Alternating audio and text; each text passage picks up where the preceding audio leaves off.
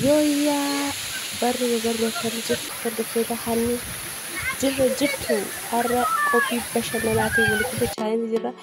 Yeroo dheeraadhaaf addaan bannee turre zaama kanatti walitti dachaanii jirra. Kanaachi waliin taana hordoftoota kiyyaa qophii bashannanaa isin qabadhee dhufee bum jedhaan wajjin shambaayidhaa iddoo hin argin argaa. Garas gaara iddoo fardaa magaalaa maal jira tani wayin jiramti makmaaksa Oromoo keessatti jiru. So Oromotiya iddoo bashannanaati maashaallah baay'ee tokko namatti tolu baay'ee tokko jaalladheen jiraani. Akka tasaa viidiyoo isin dalagee jechuudha. Viidiyoonis baay'een tolu maaliif taphachuudhaaf negatii ta'eef ana bishaan keessa naqamuun fedhu. Video dhuma baruudhaaf hin deeme iddoo kana waan jaalladhu. Waggaa kana akkanaan ture iddoon kuni. Waggaa kana maashaallah kun akkana kana miidhagsaniiti jiru. Gamanni isaa gaaraa garanni isaa gaara cilaaloon beektuun naannoo kana manni hin jiru wanti takkaan jiru jechuudha. Iddoon garuu mana nyaataa guddaadha. Manni hin jiru manuma xinnoo ishiiti. Haa ta'u malee garuu alatti kan nyaatanii dhugan jechuudha. Nama baay'eedha inshaallah viidiyoo kadhumatti ilaalati namoonni eessatti akka nyaatan eessatti akka dhuganis inni argitu. Akkasumallee immoo ani muuziqaa isaanii waraabuun barbaanne malee ni ragadu. Kun rabbii isaa kadhatus rabbii isaa kadhata. Kan isin ajaa'ibu sagalee waliin jeeqan jechuudha. Baay'ee ulfinna waliif kennanii kan hunu amma warra shari'aa qabutu bishaan kana daakaati jiru. Isaan kun immoo sirba isaanii fedhanii akkasumatti jechuudha. Haala waliis eegaa waliis kabaja amala waliis kabaja maashaallah amaloota walillee addaaftu godhanii walii beekanii jiru. Dhugaa iddoo kana baay'ee jaalladhee jira.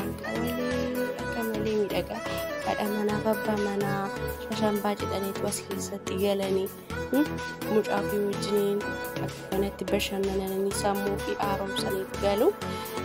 Baay'ee tokko namatti tolaa. Bishaan immoo baay'ees nama hin fudhatu. Jalasaatti ajaa'ibatti tolchameeti jira.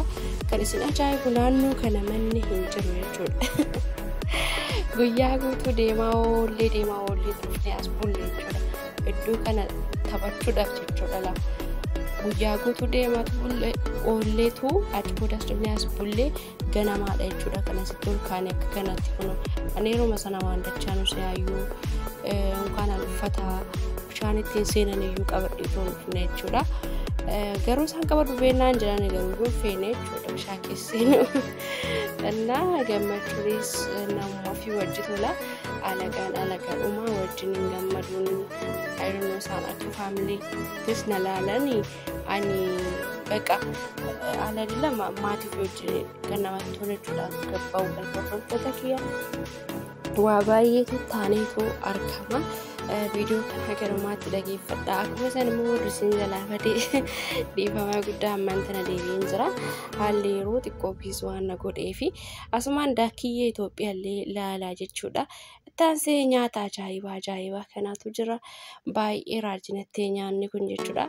Mana xiqqoo ishii keessatti hojjetamaa jechuudha. Warri xiqqoon nama gahaa jechuudha. Hundi isaatu kunoo daakanii dachaaniitu nyaata eeggataa jiru jechuudha.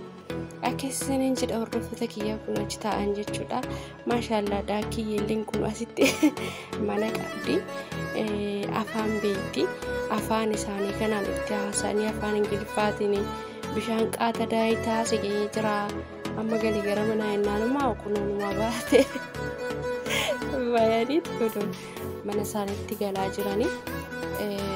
Achi keessatti kan kunuunfamanii achitti nyaata kennamaa fi achitti kunuunsanii achitti horan jechuudha. Qaawwi wayinii mul'ata gara dhumaatti kunoo qaawwa kana keessanii jirtu miti mana isaaniiti jechuudha.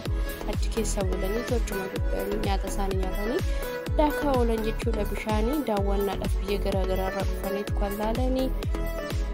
Oh my god, baay'ee jaalladheen jira naannoo kana jechuudha. Itti aansallee wantoota ajaa'ibaatti jira hordoftoota kiyya. Viidiyoo kan hanga dhumaatitti ilaaluu hin irraanfatinaa. Yaadan bashannanaa isiniin jedha. Yeroo tokko barra sammuu keenya kan bohaarsinu bakkuma jirus teennee sammuu keenya jijjiiruu dandeenya. maaliif qaama nachi dhaquu dhabe maaliif qaama daawwan bareedaa arguu dhabe sun ta'e amma jawaalumaaniyyuu waa baay'ee arganii waa baay'ee shaakalanii maashaallah antini jechuu danda'an jechuudha. Egaa guyyaa guutuuf kanatti wassakaa ta'udha jechuudha bishaanii galgala garuuyyuu hin dhiibane jechuudha. Jechuun mukatti jechuudha mukatti gingishaa godhanii mukatti gadhiisaniitu gingichaa sanii keessaa baasan jechuudha. Kun maashaallah daayitii geessitee ofirraa dhadha'ataati jirti. Baay'ee isaan keessallee jiru jechuudha. Keessallee ni jiru. Asiyyaa ammalee ni jiran naan jedhe kiyyaani.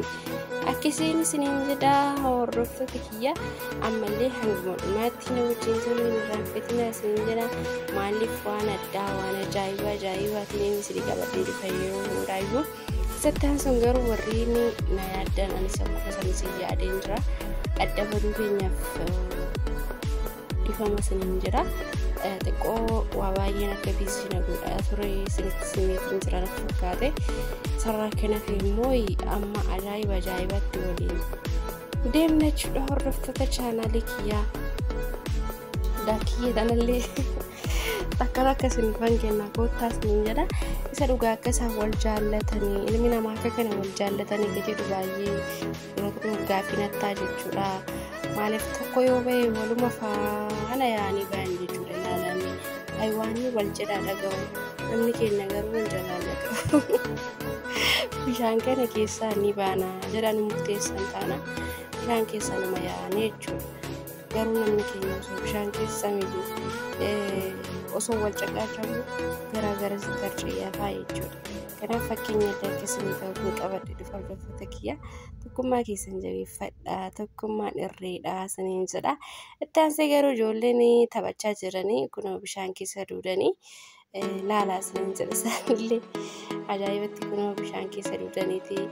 Anas raajiin itti garuu dhalaan cinaa isaanii dhaabatanii warra daawwatanii gaanillee achuma dhaqee ta'an daawwadhee isinillee wajjin sharjedhaa hidhee ta'an isinillee jechuudha.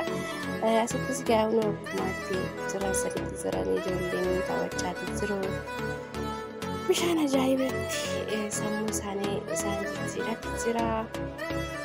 Kunoo bishaan haala garaan gayyaa jechuudha. Gaara keessa yaa burqaadha jechuudha uumama. Bishaan nam-tolchee sun taanetti bishaan uumamaati jechuudha. Manni akkana jira jechuudha. Kunoo manni nuti nyaata keessaa nyaannu achi. Kun immoo kan daakiyyeen keessa galtu jechuudha hordoftoota kiyya. Mana daakiyyeeti. Sarara kanaaf waan hunda waliin laallamne sangadhumaatti nama wajjin tura shaashambaa jedha. Kunoo xiqqaa guddaa osoo hin jennee shari'aadhumaan keessa seenaniiti. Kunoo nyaata iddoo nyaataa kunaas jechuudha. Gartuu miti mana nyaataa osoo hin taane iddoo nyaataa alatti nyaatama jechuudha. Argitan natti fakkaate maaliif namoota sawwaruudhaaf baay'ee waan natti mijataniif jechuudha. Kaameeraa achirraa qabee jechuudha. Maaliif kaameeraa isaanitti qabu waan hin barbaanneef jechuudha. Akkasiin isiniin jaa haala itti nyaataa jiranii alatti nyaatanii maashaallah bishaan daawwataa waan gaarii ilaalaa nyaatu jechuudha hordoftoota kiyya. Ammallee meeshaa shambaa jedhatu wajjin waa baay'eetu jira isiniin jenna.